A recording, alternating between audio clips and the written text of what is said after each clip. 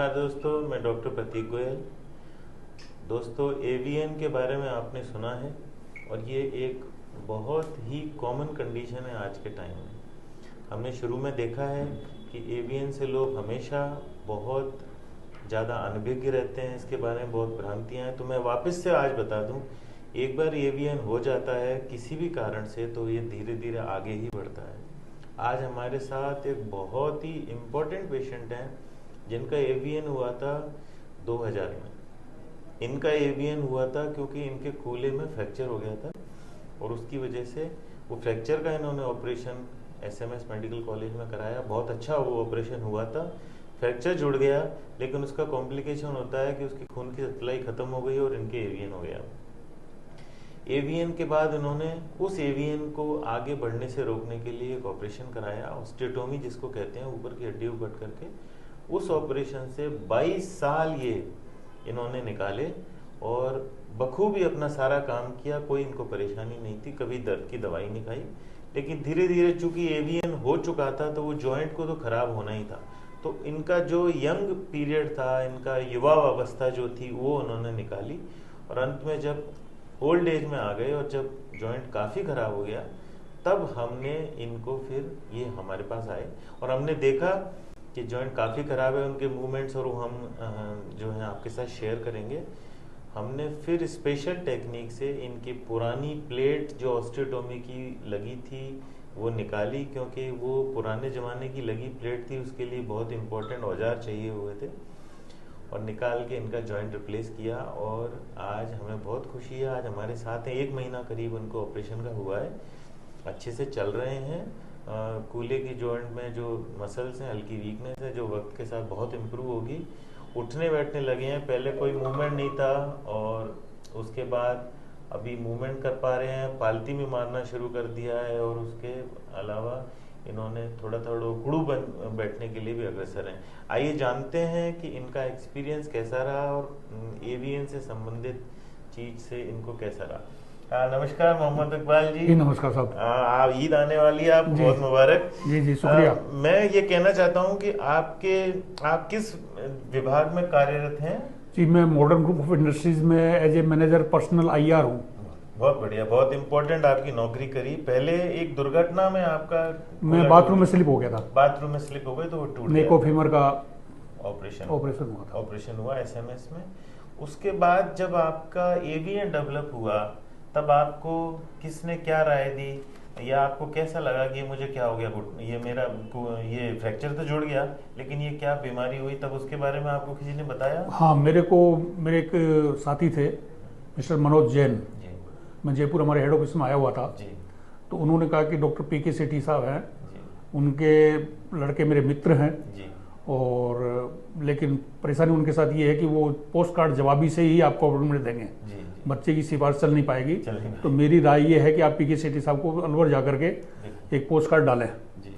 तब मैं post card डाला तो मेरे को फिर पीके सेठी साहब ने बुलाया और बुला करके उन्होंने कहा कि भाई तेरे अभी यंग एज है, तो आज मैं अगर जॉइंट बदलता हूँ तो 20 साल बाद में फिर तेरे को जॉइंट बदलना पड़ेगा, तो जॉइंटों में रहेगा हमेशा, इसलिए एक प्लेट बना के मैं डाल देता हूँ।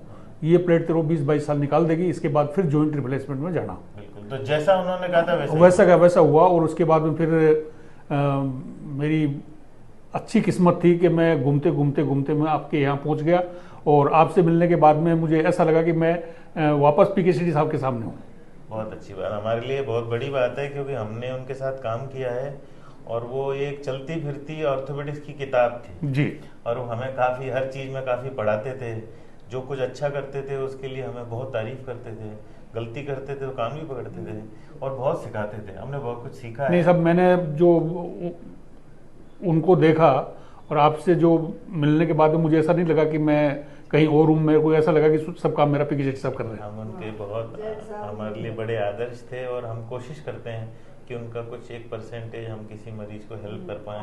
जो उनमें इंसानियत थी, जो उनमें लहजा था, जो उनमें मदद करने का जो जज्बा था, वो थोड़ा सा हमने सीखा और उसकी वजह से हम अपने को खुशनसीब मानते हैं। नहीं, मैं बहुत अपने आप को सौभाग्यशाली समझता हूँ कि मैं आप तक पहुँचा और आपने मेरे को बहुत ही मेरा कामयाब दिल से मेरा आपने ऑपरेट किया और मैं आज अपने आप में बहुत अच्छा फील करता हूँ। हमें भी अच्छा लगा कि सर सेठी साहब ने आपको ऑपरेशन किया और हमें मौका मिला कि आज उनके किए ऑपरेशन पूरा सक्सेस हुआ और पूरे मियाद खत्म होने के बाद जब आपको ज़रूरत है हमें कूल्हे का ऑपरेशन करने का आपका मौका, आपने हम पे विश्वास किया और हमें खुशी है कि आप बहुत अच्छे से रिकवर कर रहे हैं। अभी आपको कैसा लग रहा है? पहले से पैर बाहर घुमा हुआ था, पहले फिक्स पहले था, घुमा हुआ था, अब एकदम सही नॉर्मल है। नॉर्मल है। हाँ। लंबाई भी बराबर। हाँ, लंबाई बराबर है। और आप पालती मारना शुरू कर रहे हैं? पालती मारता मैं खुद ही मार लेता हूँ। तो दोस्तों अभी पालती मार रहे हैं, बैठ रहे हैं, चल रहे हैं। हमारा एम ये है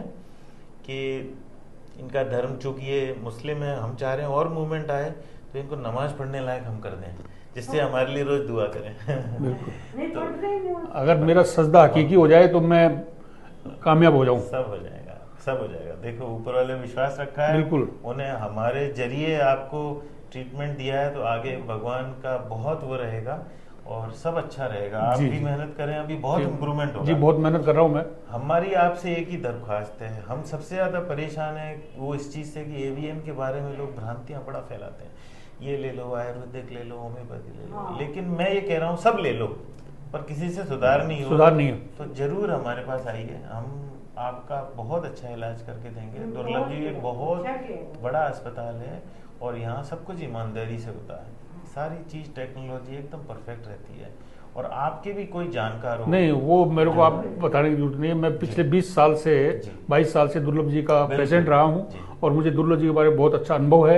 यहाँ बिल्कुल एकदम साफ सुथरा ईमानदारी का काम होता है, कहीं कोई ऐसी बात नहीं होता है। और हमारे को मोटिवेट हमारे सेक्रेटरी हैं योगेंद्र दुर्लभ जी सर, वो हम उनका विजन और उनका मोटिवेशन और उनकी जो हमारी जो पीठ थपथपाते हैं वही हमारे लिए असली पारिश्रमिक है, ये मान लीजिए। तो वो कहते हैं कि मैं बैठा हूँ, हम उनकी तरफ देखते हैं और अपना काम करते चलते हैं, हमें किसी और चीज जरूरत ही नहीं है। वो बैठे हैं, हॉस्पिटल भी अच्छा है।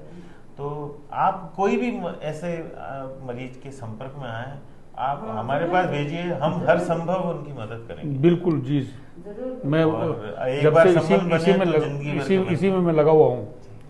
अच्छे हॉस्पिटल, अच्छे डॉक्टर